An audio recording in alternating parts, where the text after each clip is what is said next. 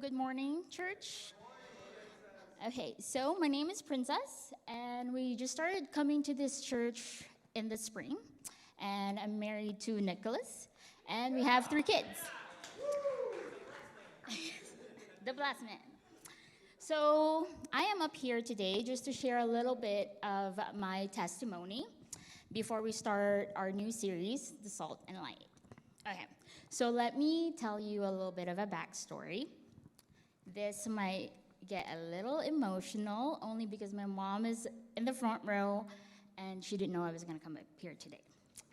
So I was born and raised in the Philippines, and when I was little, my mother left to Canada for work, of course, to give us better opportunities in the future, in life. And it worked. We loved it here in Canada, and I have a beautiful family.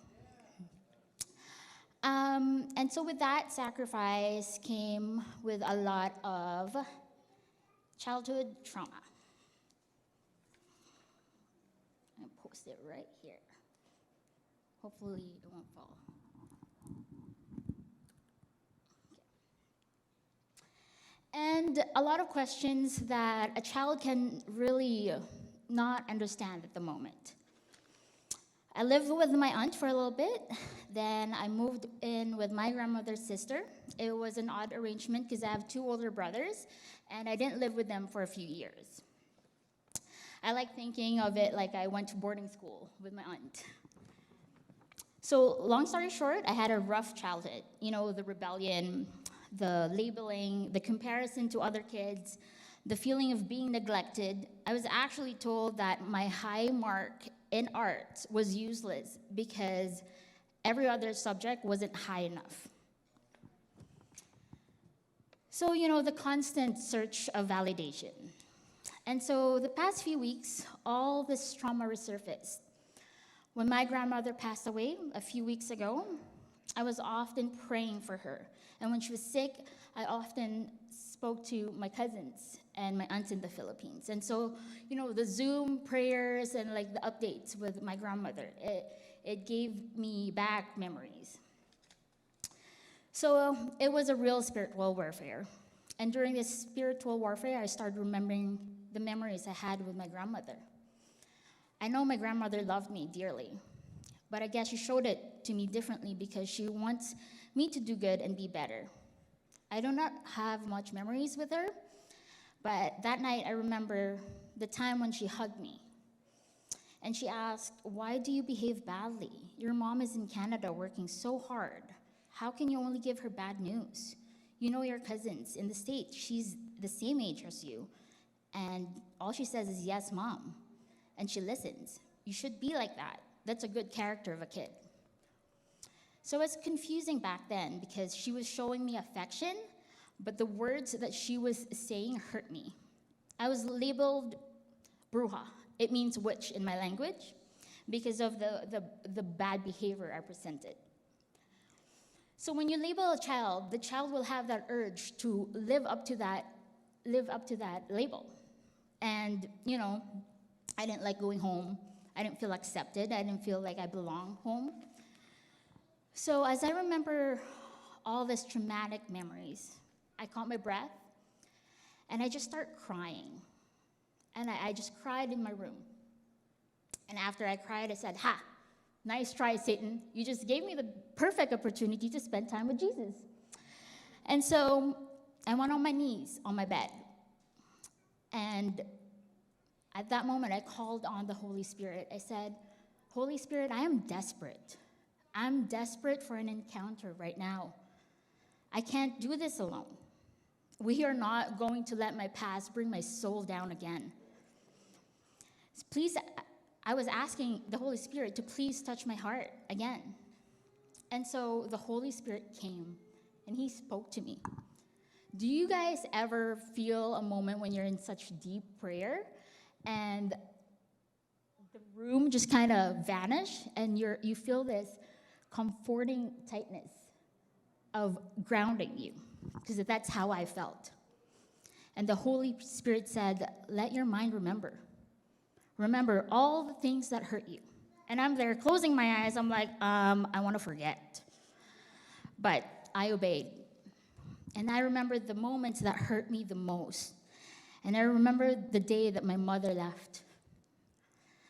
I knew she was going to go and that I wouldn't see her for a long time, but I didn't know it was for years. I remember it was a school day, and I was dropping her off at the airport. And I'm telling you, the Holy Spirit took me back to that day in details. I was wearing my school uniform, holding my lunch bag. It was raining. The sun was barely up. I had our nanny and our driver with us. My mother was wearing a light blue shirt. Her hair was short, like as if it was freshly cut. My mom wasn't wearing any perfume, but she smelled clean.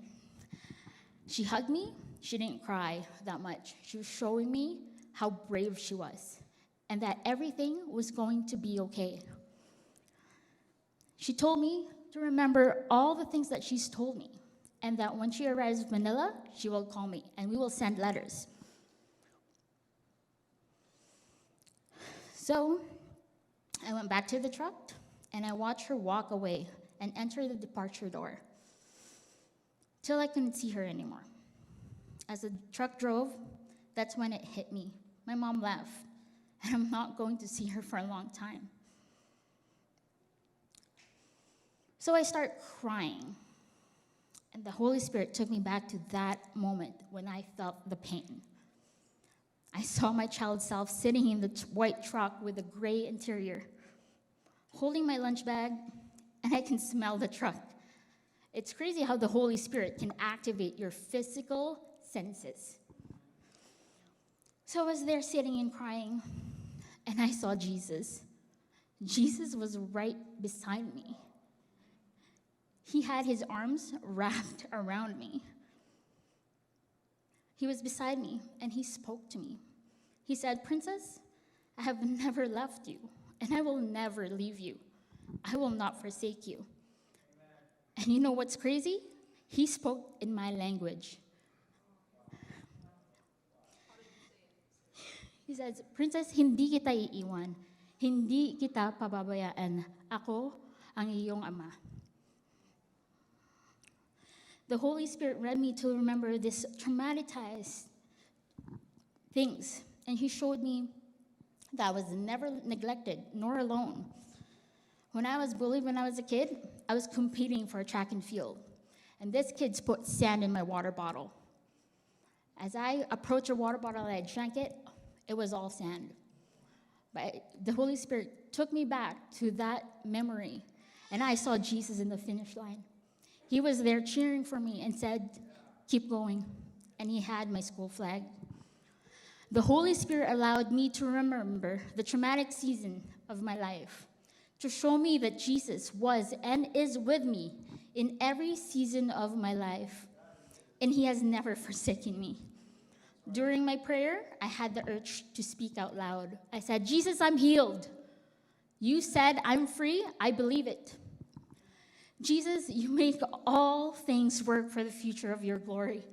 Once again, when I caught myself falling, you came and redeemed me. I realized I'm not broken. I'm built. Jesus built me to be the person that I needed when I was a child. He gave me a purpose, and he built me to be the person that he has called me to be. And so I promise to be the salt and the light to all the children who feels neglected, lost, unaccepted, and who feels like they don't belong. I will be your salt and light, and Miss Princess will have your back, and we will pray and play together. So, church, I just want to end my testimony with a message that what Jesus allows to happen in your life has a purpose to who he wants you to be in his glory. He will use your struggles to help your brothers and sisters through the same season that you were in. He will use you. Ask him to use you, because he will turn your trauma into triumph.